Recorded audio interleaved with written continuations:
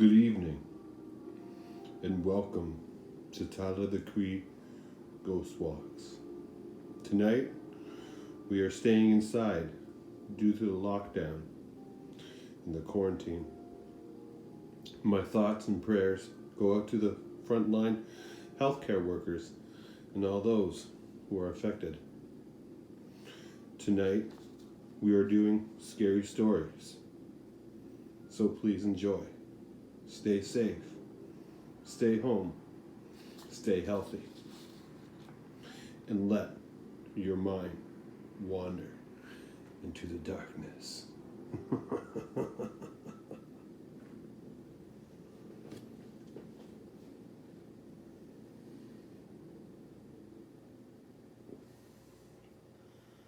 I was around 10 years old and living in San Antonio. I got back to the apartment first after school. About 5 minutes of being in the place alone, I saw on the reflection of a mirror an older man in a tuxedo was in the kitchen. I flipped out and ran to my room and grabbed a bat. I waited 10-ish minutes before coming out. I locked the door when I got home and never heard the door open for someone to leave. I didn't tell anybody about it. Fast forward 6 years, as I was watching Ghost Hunters with my family, and my mom asked if I remember the old man in the tux.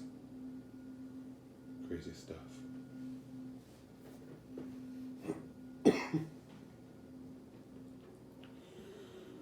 My dad's story, not mine. Early 1980s, he is working a summer job at Yellowstone National Park, Wyoming. One day, and he and his friend Mark hiked up to the top of the mountains. They set up their tent beside an Indian pit, a man-made hole dug out by Native Americans hundreds of years ago. The Indian pits were either used as a hunting blinds or spots where young braves came to vision their quest. Late in that night, my dad wakes up, has to use the bathroom. He crawled out of the tent, out of the pit, and went walking a respectable distance away from the tent. Suddenly, he felt a hand on his shoulder, pull him backwards. My dad calls out, "Hey Mark, what are you doing?" He turns around, turns on his flashlight, and there's nobody there. He shines the light on his feet and discovers that his couple of steps would have taken him directly over a steep cliff. He did his business and hurried back to the tent. The next morning, the two friends were walking up, and his buddies said to him, "I know this sounds crazy, but I woke up in the middle of the night and I swore to you there was an Indian man standing outside our tent. Whatever happened that night, my dad is alive. He met my mom in Yellowstone, and I'm here writing the story to you today."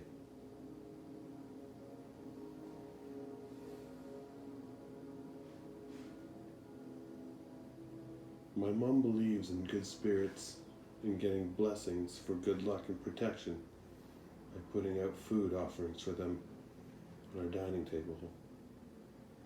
My mom does this for special days after she's done with her prayers. That's when anyone can eat the food. She usually does this in the morning, and then by the afternoon, when the food is free for the taking. So it's a typical afternoon. I was online on my laptop in my room and I got hungry. My room was connected to a small hallway. At the end of the hallway is the living room, the dining table. I so opened the door and stepped out into the hallway. and saw something on top of the table eating. It was hard to make out at first because I'm nearsighted and this thing was kind of transparent. I got closer and stepped halfway through the hallway, and I realized this was literally transparent brown monkey on the table. It was making motions as if it was eating something of the fruit offerings. It didn't notice me yet. In my disbelief, I got even closer. But when I stopped in my tracks again, right in front of the end of the hallway, it noticed me and got startled. I'm startled. The monkey's startled. And I'm just standing there not believing my eyes. Very quickly, this transparent monkey jumps off the table and ambles off hastily towards the exit where the outer door is locked. That's it. I just stood there staring at the door where it fled, and I'm just like, wow, I really can't believe what I just saw in American horror movies and the scary stories. There's hardly anything about ghostly monkeys. I don't consume that kind of content. And ghost monkeys? Who would have thunk it? Anyway, later on I told my mom about what I saw and she didn't even blink. I might as well have told her that the sky is blue. I'm her daughter. So she really believes in spirits. That much I didn't doubt my story at all. Also, years later, I told one of my co-workers, who was also Cambodian around my age, speaks fluently, and has also been to Cambodia, about my experience. He said that there's a lot of monkeys in Cambodia. I don't know this at all, and I've never seen a monkey in real life. My mom doesn't talk about monkeys and owns nothing related to monkeys, so that's my story. Neither nor a ghost monkey expected to be spooky at that day at all.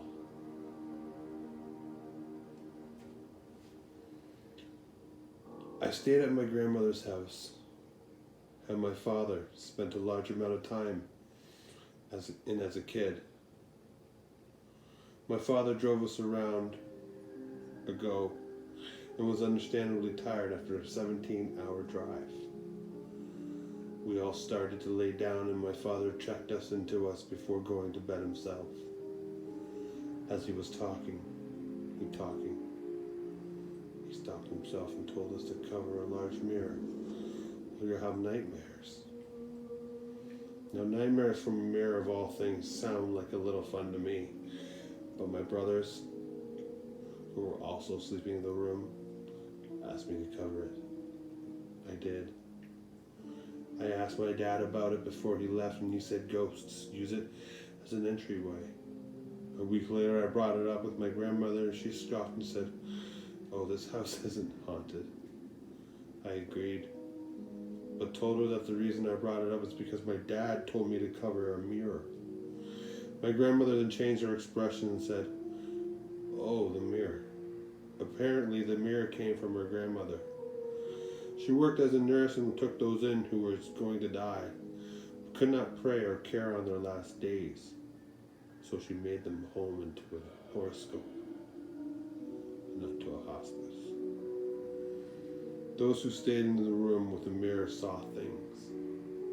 An old lady said she saw and heard a young lady come into her room and played a harp. She was thankful for the lovely songs, but no person was ever known, nor was a harp ever owned or heard elsewhere. A young boy found an elderly boy who played games with him, and he really knew his games. Lastly, a terrible woman refused to use the bathroom and sat on the cooking pot that hid it under her bed and argued and issued everyone daily. Saw it in their words. The devil spat at her fire. The police were called and she tried to accuse the nurse of trying to kill herself with the devil. I also got stories from my mother seeing the same young lady who played the harp without her harp at the time. My grandfather seeing the devil guy. My grandfather described it as a red man with horns. He was too tall for the room he was in, so he was still standing straight, bent his neck down the fit. It parent stared him down and simply asked slowly, "Why are you here?" I kept the mirror covered. When I was in 5th grade, I once forgot to put my school uniform in the laundry basket. So the next day, I needed it for school and it was dirty. I went to have breakfast in my pajamas while I was thinking, how could I tell my mom I didn't have my clean uniform? When I came back to my room, there was a woman I'd never seen before in her 40s, in a brown dress and dark hair, ironing my uniform. I blinked and she was gone. I would have assumed that I hallucinated the whole thing, but my uniform was there, clean, dried, ironed, and ready for me to use. And it couldn't have been ironed by anybody else but my parents, because my parents had breakfast with me and my sister was only a baby.